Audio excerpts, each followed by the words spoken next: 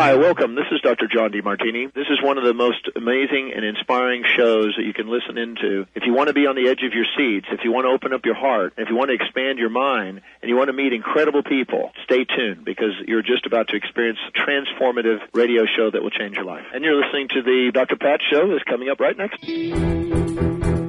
Welcome to the Dr. Pat Show. Talk radio to thrive by. Powerful, inspiring, and coming to you live, bringing you stories of people like you and me, busting through and living life full out. Get ready to dare to wonder what your life would be like if you knew you could not fail.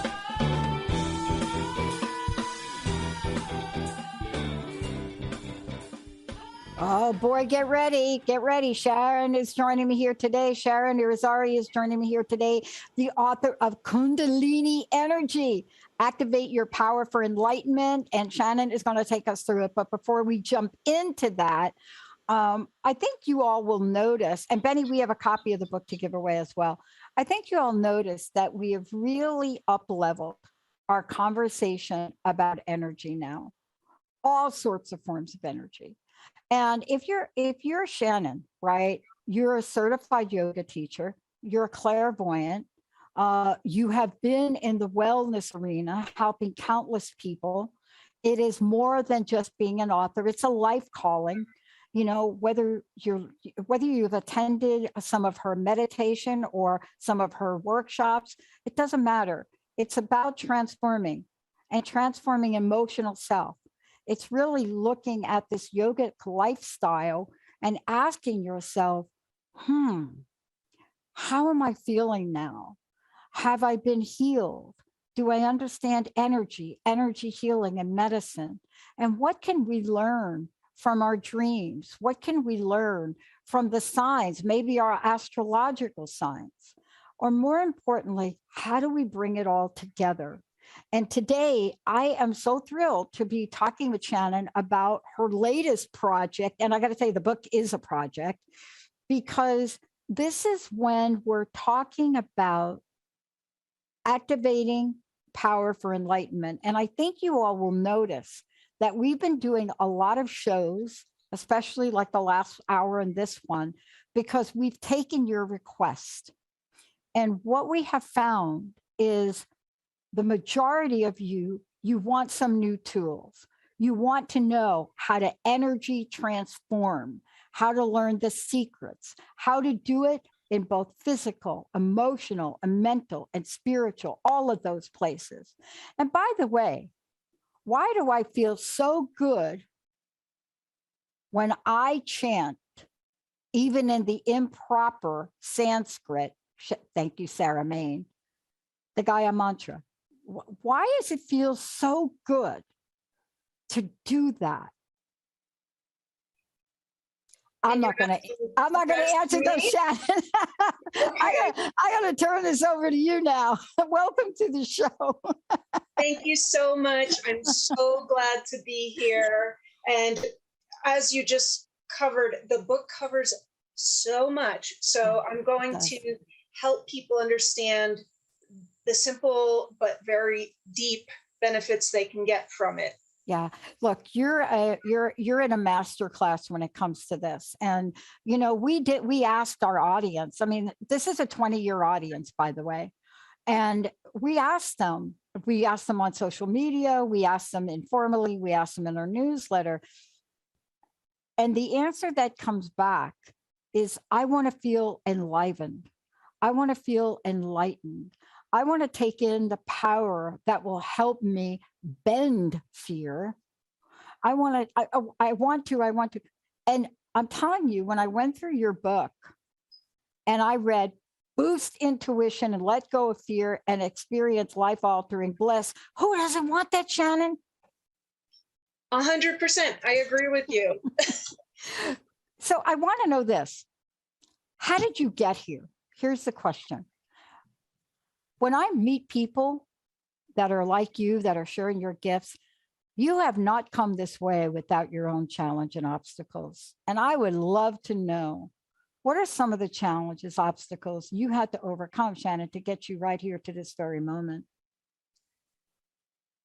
I believe that growing up, I was fear-based, and that created anxiety about being liked, anxiety about finding happiness from the outside. And that's a very futile search. And I had to overcome insecurities that we as women really have around our external appearance for finding happiness or having a relationship to be happy. I think that's obstacles we all overcome. In addition, there was existential crisis, looking for something deeper, wanting to find meaning beyond the external, and searching for that through failure. Mm-hmm. You know, when you fall flat on your face, it makes you look deeper. Oh, man, doesn't it ever? And, you know, I know we're talking about this particular book today, and I know, Jacob, you've got pictures of it, or Olivia, and I'm going to hold it up. I also know you have a book coming up, which I'm equally excited about because it all ties together, and that's about spirit guides. But this particular book, let's talk about, for people that may or may not know, what Kundalini energy embodies, if we could do that. So from a nuts and bolts standpoint, we're talking about the physicality of the body interacting with the nervous system and the spirals of chi or life force energy that interact with the bundles of nerves we have. So in certain movements that engage certain muscles and in certain ways that we harmonize the physical systems of the body and get those chi centers to flow and activate a strong nervous system, we actually mix energies that come down through our chi centers and that come up through our chi centers right in the stomach. And when that happens, as long as we are in the correct posture, that energy will come up the spine, out the top of the head, and connect to literally higher states of consciousness where we can grab information through an expanded state of consciousness. Whatever you call that energy that goes up doesn't have to be called Kundalini. That's just the common name for it here in the West. Yeah. You know, the reason I love for you to describe it, and I love the way you did that in so practical terms, right? I love that, nuts and bolts. I was reading about that there because that's your approach, isn't it? And I love that. And one of the things I was reflecting upon, about 2 weeks ago, when my friend said to me, you got to watch this movie, this new, oh God, what was the name of the movie? It was the latest Marvel movie with Shang-Jane. And I said, okay, I'll watch it. I was enthralled, not by the comic book part of it, the movement part of it. When you watch, you know, the form, I can't even call these martial arts because they really weren't. When you watch the movement, I was really struck by those movements and the way you describe energy, opening, chi, and the power of that. And I just would love for people to understand what they have at their fingertips, right? Absolutely. And when you look at the martial arts and you look at Tibetan yoga and you look at all different forms of movement in spiritual systems or in health systems, what they're trying to do is give you a more finite, is that the word? A more microscopic look at the anatomy to understand, first of all, how to strengthen the muscles, how to engage certain muscles that will help to activate that energy, and then to expand the breath capacity so you can bring in more of that chi, and you're building endurance to bring in a lot more energy. And you know, what you're doing in this book is really different too. And let's talk about that for a minute. And I can't help but going back to what I've read about you and your approach to things. but I love the idea of nuts and bolts. That's probably because I grew up with a mechanic dad who made all of us girls learn about mechanic nuts and bolts at a very young age. But there's something about incorporating that notion and idea into a transformative daily practice, right? Right. Let's take away for a moment and address this, because when I've done shows like this before, people have called in and they've said, it's so hard. I don't know where to begin. And you're talking about strengthening the nervous system. And let's just take that and breath work. Let's start there. Breath work, we know in science now, we know the power of breath work, don't we? We do. And a lot of times they're talking about calming anxiety with slow, deep breathing. What a yogi does is creates all these different types of energy with different types of breathing through different parts of the body, with different positions of the nose and mouth, and it interacts with the nervous system to give you energy. If you want that, it can also detoxify the body. It can bring oxygen to the brain and bring all this clarity. And the many different types of breath work are often not known in public. Right. They're not hard.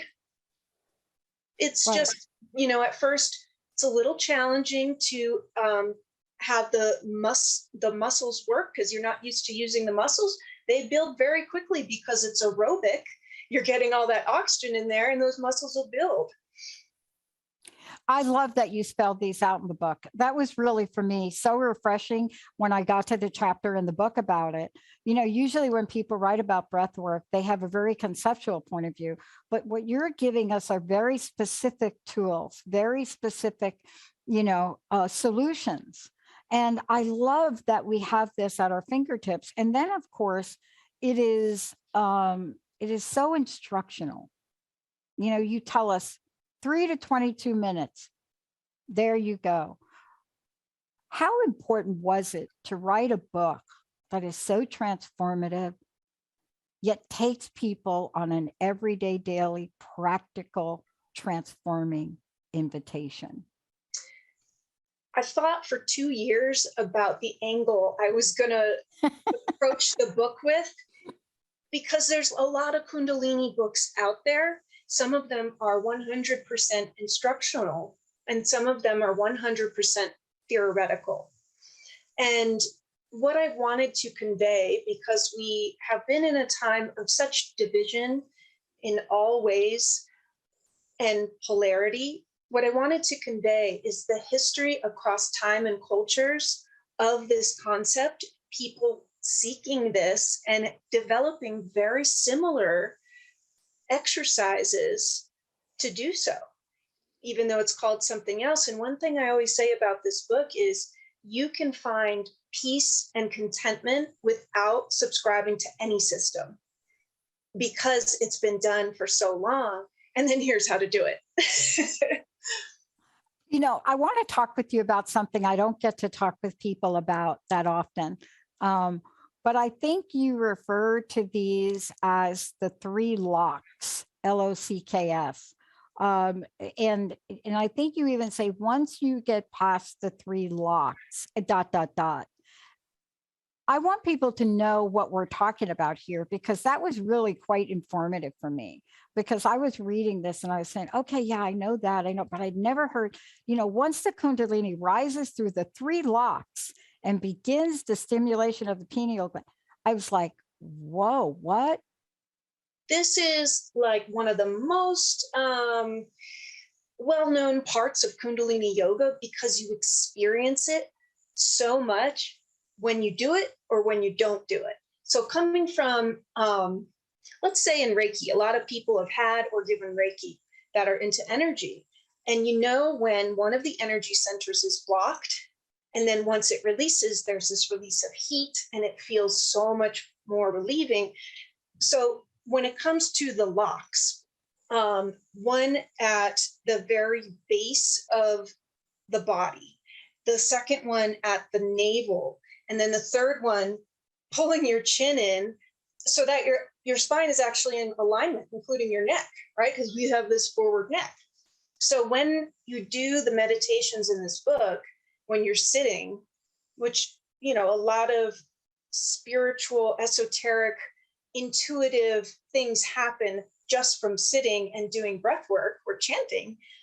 If you use those locks the whole time, your whole experience is different. Yeah. You start to actually feel the energy of the group that you're in. If you're in a group, you start to experience synchronicities, and you also start to get DMT, which is naturally produced from the body, which makes you feel much better when you are done. If you use those locks, you're going to feel blissed out without any drugs, Yeah. And no hangover. You can still operate a moving vehicle. Yeah, and the reason I'm really wanting to talk with you about this, because as we go through and we go on this journey with you, and I love the way you've presented this, because anybody that picks up this book can do it. Anybody that picks up this book is not going to need another book to explain what you're saying in this book. And that is really refreshing to me, because so many books I've read, I've left the book by thinking, now, where do I begin with that? But I want to jump ahead for a little bit. And even before talking about healing and manifesting, I want to talk about something that has come up a lot for people over these past COVID months. Manifesting to remove ancestral karma. Whew. Yeah. Well, let's get at that. Oh my goodness. Oh man. Do I have some stories for you? Come on, let's bring it on.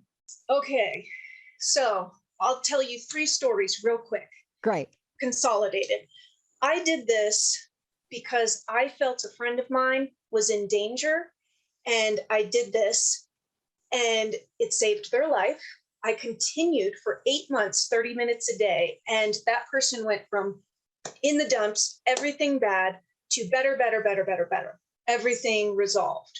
Then I gave it to a friend, and he was doing it for his mother. She was working in a freezer, and her hands were getting arthritic really, really bad.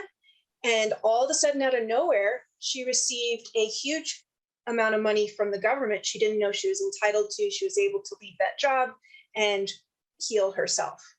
Then I did this with a group of 8 women at New Year's Eve at midnight. And I said, listen, this brings out energy from your field that has been there for a long, long time. And we're going to need tissues.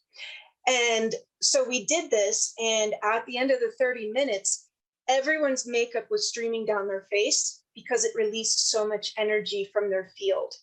And those are 3 experiences that, just are a small example. And the thing about Kundalini energy or Kundalini practice is that everybody you talk to who's done it is like, yeah, it works. It just works. But this is so important, because energetically, right? And I'm really touching upon the surface here, but energetically,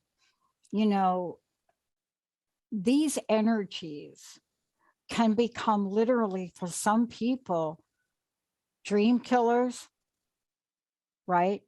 And if we don't talk about them in the way, in the stories that you've just shared, it is what I have found to be a real sticking block.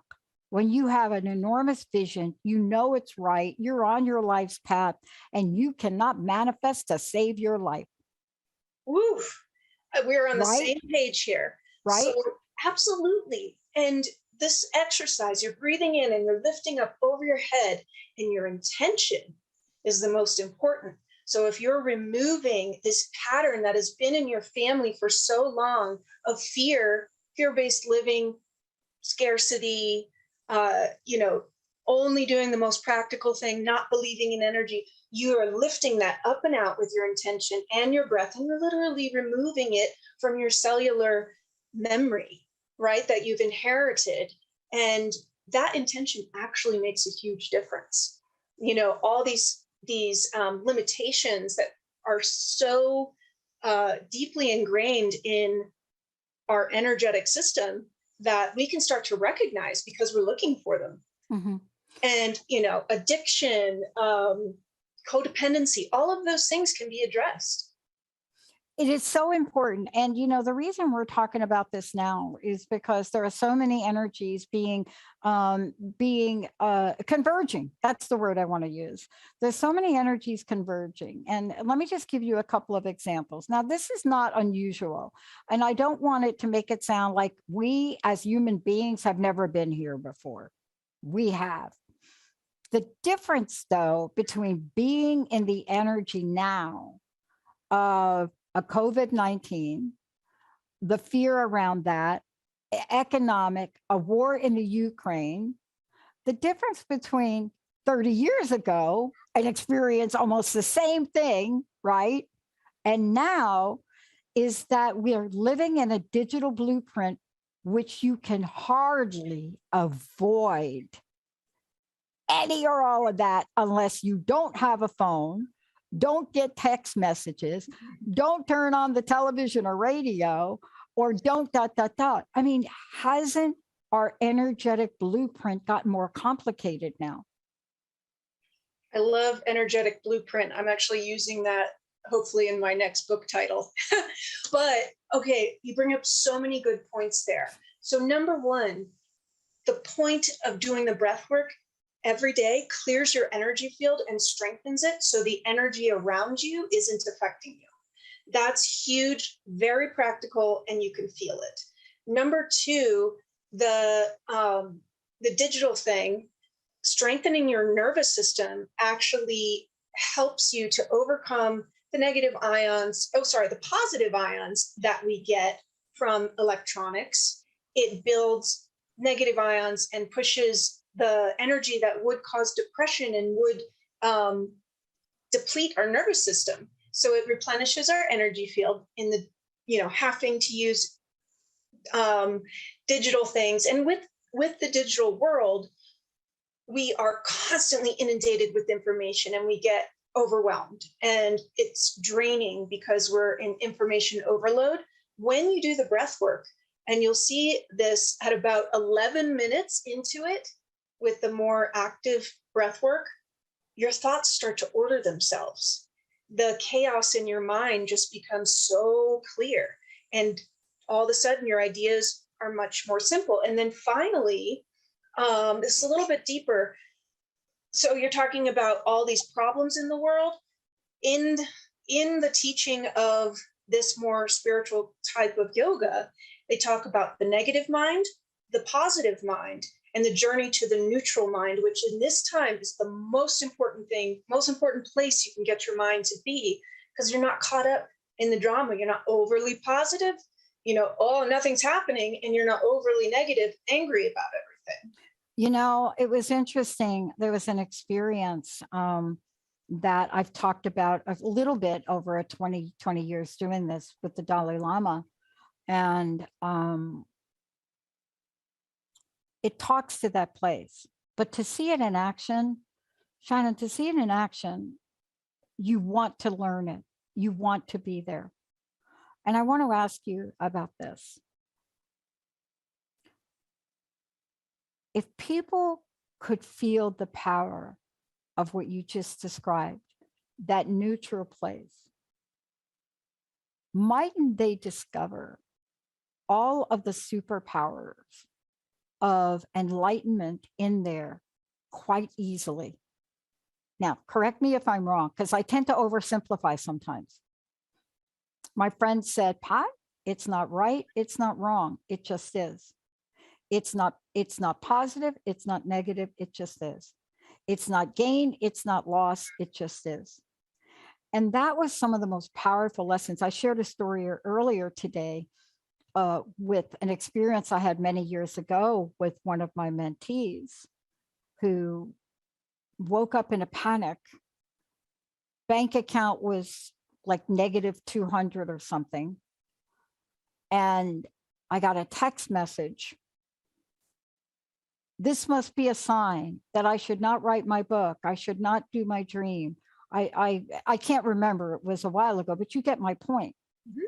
One situational event in the external world is enough sometimes to get us out of that place of creation, spirituality, empowerment, superpower energy, that neutral space. I don't know why we call it neutral, but I'm okay with that. One event, one alert. That's what we have to help people do, don't we? That's what you're talking about here. Yes. And our environment, can affect, if we've been in a good state of mind, all of a sudden we're in an environment where people are fear-based, and it just kind of, comes in slowly. It's, mindsets and things people say.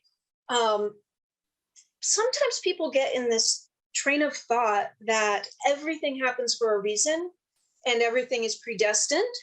And that's a big type of conversation in the New Age community. Everything happens for a reason, but it doesn't also remind us that we are co-creating with our thoughts and our sound current, our words. I was in one of these, I guess you want to call it like immersion trainings. And we did this exercise that could be very helpful for people to slow down the mind when we're talking to someone we usually want to defend, to impress, and one other thing I can't remember. But if we set the intention to only listen to understand and to communicate soul to soul, we start to get this intuitive understanding of why they're saying what they're saying and the truth behind it. And to not respond and not react gives them the feeling that I'm paying attention. I'm actually really, I want to feel what is at the root of what you're saying. So talking soul to soul, and really, when you get to talk, slowing down to think about what you say. And that type of energetic exchange, even if you're in a negative environment, reminds you the energy you put out is reflected back to you. So when you're consciously, very consciously having an intention when you're communicating with people, can keep you from all of a sudden being pulled into that negative space. And I've heard it as interlocking. So you don't want to interlock. Right. That's it. No, that is a great term, because when I was going through this book, and I want to take a short break, and when we come back, we're going to get to the nuts and bolts of how to create, how to manifest, how to shift things, how to change it around, because, your exercise, I love this. Quick exercises. I got to tell you, I can count on one hand books that have come across my desk that talk about anything about Kundalini energy that use the word quick in it. So I commend you on that. But before we go to break, I want to just say to everybody, and Benny, we're going to give a copy of the book away when we come away. All right, everybody, right there. How do we find out about you? Let's make sure we get to your website and all of the above.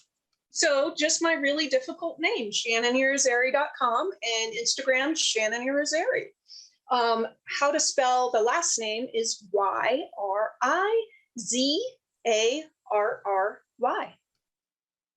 Beautiful. When we come back, we'll give a copy of the book away. But now we're going to take what Shannon has talked about so far, and let's talk about manifestation, vitality, moving beyond fear, anxiety, depression, how to get to the place where you will truly enjoy chanting. Now, here's what I want to say about chanting. A lot of times you may have had an experience, right, where people have said to you, you must do it this way, you must do it perfectly. Sarah Main is a Sanskrit expert. She is world known, and she even allows me to do my chanting in a not so perfect way. Let's take a short break, everybody. We'll be right back.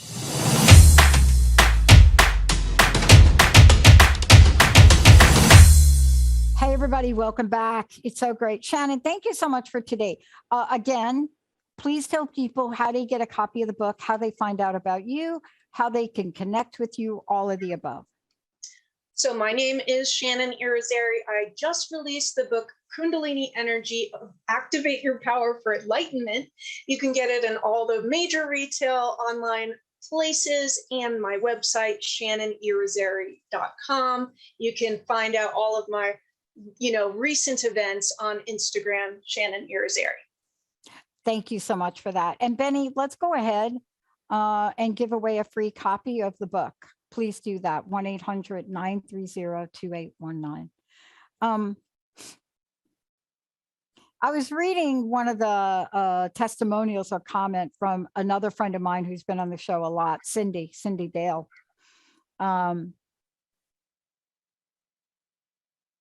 And she says it so beautifully about what you've created here,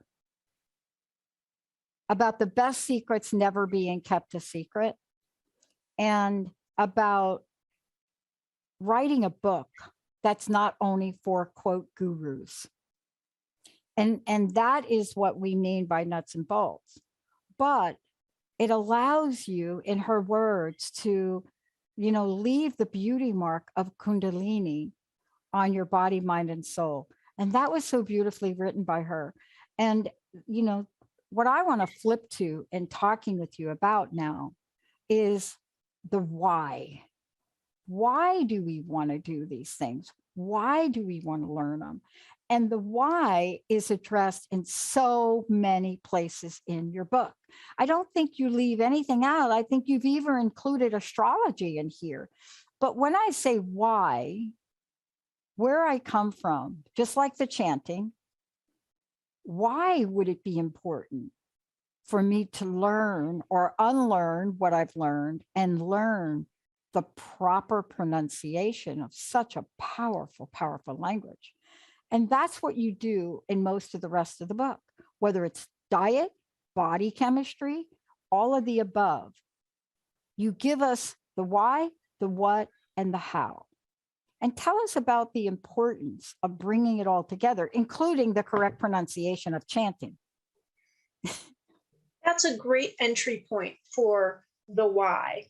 When I would go to classes with the teachers who have been teaching the longest, they would spend the most time talking about the why. So we would understand, why in the world am I doing this chanting? Like in the logical mind doesn't understand, why would I chant in another language? If you think of a guitar and you play a string on a guitar, the cavity of the guitar will respond in a certain way, depending on where the string is, how thick the string is. If you think of the body as a cavity, when you play certain notes on the different cavities of the body, the stomach, the lungs, the throat, the mouth, the upper nasal passageways, it actually creates different wavelengths. And those wavelengths, if they hit the right note, will be a little bit more effective because it's a harmonized note, and it harmonizes the energy in your body just like a wavelength. And when these were created, when these even the yoga poses, the names of the yoga poses in Sanskrit, and the mantras were created, the yogis were in an expanded state of consciousness where they were just like, oh yeah, this is the right sound to clear all that experience, that memory from that part of the cellular memory in the body. And they just got it because they were in that state, and they wanted those sounds to be recorded and remembered because it works so well.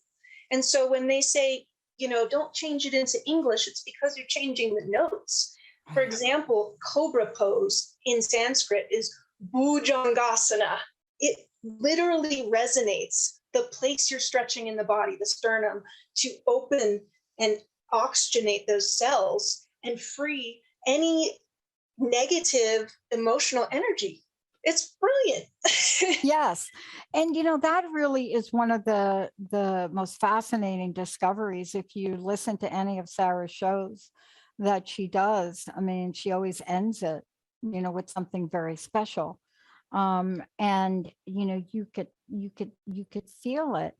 And at the same time, it is one aspect of what we can learn to really be in that place of peace. I want to ask you this question, and you use a favorite word. This is my favorite all-time word in the book. It's a word I use a lot. I've given it spiritual meaning. It's called adaptogen. Now, usually we have referred to that when we grow things like maca root, right? But it's a powerful, powerful word. And yet, adaptogens have such a purposeful meaning when we're talking about transformational energy. Can you just talk to that for a little bit? Oh, that's a big question. In this practice, let's say you pick up and you're really confused. Should I do this one for ancestral clearing for 30 minutes, or should I do the 3-minute addiction meditation, right? And I can't say I made this up, because I've heard this a million times. I've experienced it a million times. It doesn't really matter which one you choose. Yep. Just keep doing it. And you're going to get improvement. You're going to get improvement beyond what it says it's going to do, because it's strengthening your energy. It's clearing the negative, and it's actually creating more health and harmony between the 8 major physical systems in your body. So you're just going to feel better. You're going to be able to manifest because your energy is positive and your energy field is big. So you're going to attract opportunities. And don't you always get the question, or a lot of times get the question, because I remember this coming up in a group course years ago. I don't know where to do it. Where should I do this? Where should I practice this? And, I mean, honestly, it was a really great conversation, because some people want to have a space. Other people like to move their space. And we get hung up sometimes on the nuances of doing it right. And we'll sacrifice doing it at all because we're afraid of doing it wrong, right? Do you find that? Yeah, people that are extremely analytical, your Virgos. Linda's our producer. She's like a triple Virgo. I'm sure she never makes mistakes because she knows every single. And she catches all of our mistakes. Yeah, pretty much, right? So if you're like a more creative, going with the flow Pisces, you're not going to worry about it being perfect. You're just like enjoying it. And there's everything in between. So the best things to know about practicing this is just do what you can. If you can't hold your arms up for 11 minutes, put them down until you can bring them back up. If you have a physical limitation, do your best and don't hurt yourself. If you feel any pain, stop. You're not going to be able to do the full amount of time when you start, and that's totally okay. You're not going to have the flexibility of a 30-year practice yogi, and that's okay. Do your best. And then what was your other question? Well, I mean, what we're talking about is that people will sometimes not begin because of fear of, quote, doing it wrong. Now, I have to tell you that, chanting, doing it wrong didn't stop me, right? Because I knew and I could feel the power of that. Wanting to do it correctly, because I could also feel the power of that. But we get caught in this chicken and an egg thing of, I don't have the right space. It's not well lit. I didn't, and I think the message for today has got to be, you just do it. That is such a great example of why Kundalini energy is the perfect, or Kundalini yoga is the perfect practice for super intelligent, fast thinking business entrepreneurs, leaders. The thing is, they have a million things going through their mind. They can't shut it off. They're always doing things and they're stressed out, right? So in Kundalini yoga, I mean, you can literally do it anywhere. It would be nice if you had the same organic material to do it on, because it'll hold that vibration of your meditation, a nice organic shawl to always do it with, but you don't have to. the thing to know is that this isn't just a pose where once you learn it, your mind can go to your shopping list, like, in a yoga class that you would go to. There is so much nuance. Okay, just for example, eyes at the tip of the nose, tongue at the roof of the mouth, chin lock, Uddiyana Bandha, root lock, navel lock. Breathe in through your nose 4 times and out through your mouth with O-shaped lips 4 times. And then put your arms at, 45 degrees, cover the thumbs. Do you see what I'm getting at? Your Yes. mind cannot go to other things because you're so present at, all these things. And then when you somehow get all those things and your mind starts to go away, you notice it. And then you can stop it because you're trained to notice your mind. It's fascinating because there's so much to learn. There's so much that I think are really intuitive. I mean, you go on in the book and you really talk about everything from essential oils and incense and astrology and so forth, and really bring it all together. But people will find very natural things. Let me just say this, and then you can comment on this. I play a sport and I do some stretching. But there's a stretch that I do that if anybody ever walks into my little stretching area before I go out on the court to play, they would look at me like, why are you doing that? I don't have an answer. Didn't learn it from anybody, but in your book, I noticed it's called the plow pose. Oh, yeah. Don't know why I have to do that. Honestly, I do some leg stretching and then I get on the rug and I'm doing that. And then I read about it. And the reason I'm bringing it up is because all I had to do is start that practice of doing that 15 years ago to play this sport. Now, it's not the kind of pose that you're going to do in the middle of a table tennis court. It is something that I go in a separate place and I do my stretching. But then I read about what this pose is about. But isn't that part of Kundalini energy, right? Your body knows what it needs. So obviously my body needs this stretch. Isn't that I found that fascinating. I didn't know it was called that, by the way. The experience you get when you feel the difference of doing it versus not doing it, Right. It's a no-brainer. Right. And that position, for so many of us that are sitting a lot, it lengthens the spine, it helps to align the spine, and it basically will unblock energy that wasn't flowing through your spine that has been stuck somewhere. And all of a sudden you feel this clarity, you feel more energy, and you feel like you're more mobile. And they call that pose it's either the king or the queen of yoga because it's so powerful. And once you do Kundalini yoga with all the breath work and the nervous system is strengthened, when you do that pose, you will feel the upward and downward energies collect in your stomach like a non-burning white heat. And that is the Kundalini energy that can then flow all the way up the spine. And it is hilarious because you're like, what is going on? Sometimes that energy comes out of the hands, the feet, it gets hot at your tailbone. And you're like, did I, accidentally wet myself? No, but it is that experience. And, it really then leads me to the last couple of minutes of what I want to talk to you about. And what I found in the thread throughout the book, and maybe not said directly all the time, is the intuitive nature of the way you're presenting this.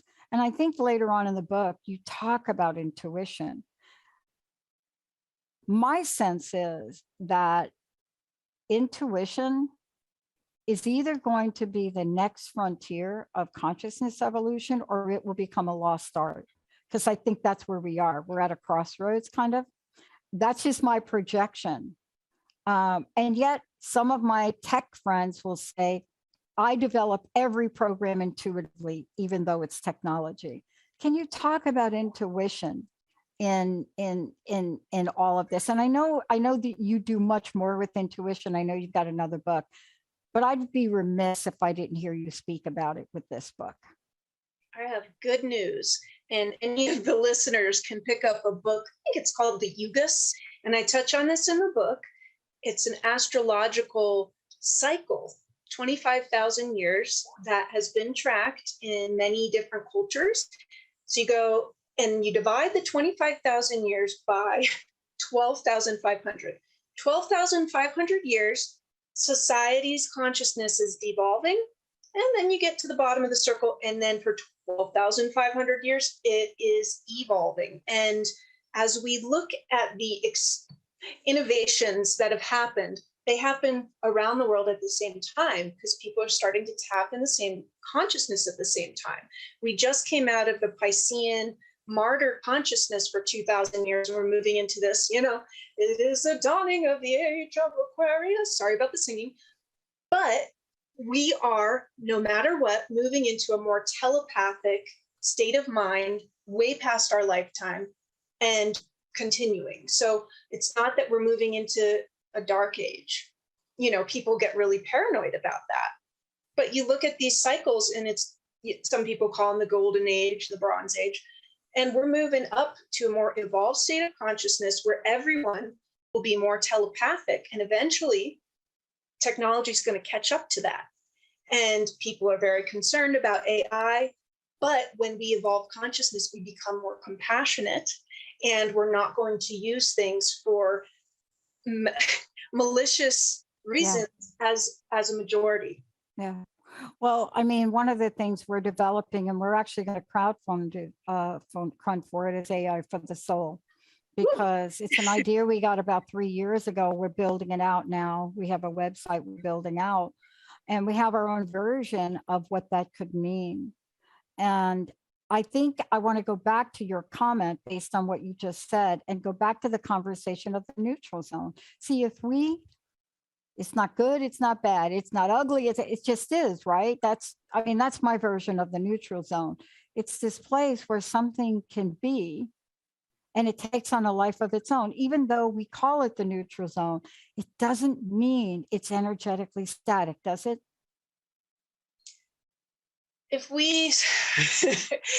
Great question, right? You only have 2 minutes, so I'll let you off the hook with that one. No, it's okay. This is a great question, because once you go down the wormhole, you end up there eventually. And when we pull in intuition works beyond linear time. And you start to engage in different dimensions that experience energy in different ways. So when this is so complex, I'm trying to do it quickly. Repeat your question one more time. No, I think that this is going to be great for the next time you come back, so we could pick up from here, because this is the paradox of what we're talking about. It's paradoxical to me. And, I'm not studied like you are, but it's always been paradoxical to me, because anytime I've ever been for any length of time in that neutral place, albeit last night, like I got the book in the hand, I don't have a cord, I got to do my shows from here. And we're like, well, you have to go back to the studio, and then boom. Oh, you have an old Alienware that doesn't work. Go get the cord. Now, I don't know that I would have gotten to that if I wasn't in that place. Right. And a lot of times, right, you get it? A lot of times we confuse that place with inaction. Right. So when you get, now I got it. It's like we need each other for this. When you get into this flow state, where there's no negative and no positive, you don't react to things in a negative and positive way. And when something doesn't happen, or does happen, you're not surprised. So that's it. It's funny. It's all funny. It's cool. It's super cool. I wasn't surprised. I mean, honestly, this happened in 15 seconds. Right. And I wasn't surprised. And I had Jessica in my hand. I had your book. I walked into the other room. I yanked out the cord. I plugged it in. It had a little error message about okay, it's not going to charge because it's 124 votes. And I said, okay, continue. And here we are today. But see, it can be that easy, can't it? Oh, yeah. And once you practice this, you just experience it all the time. And it's so much fun, and it's not hard. It's easier than a regular yoga class. It is fun. And I would encourage people that get your book and actually go through it. This is just me. I make notes of events like that. See, I made it in I'm a little old school sometimes. Okay. Ta-da. Okay. And I have to write it down because sometimes at the end of the week, I go through it and I say, wow, look at this. The universe conspires to support you. Yeah. I hope you'll come back, and we're going to pick it up where that takes off, because trusting in ourselves, trusting in the universe is one of our greatest challenges at the moment. Thank you for today. Please tell folks how they can get a copy of your book, and I'd love to know your personal message. So Llewellyn is the publisher of the book. They'll always put it on the site. If other places run out of it, of course, Amazon, but if you can get it from a small mom and pop place, that would be awesome.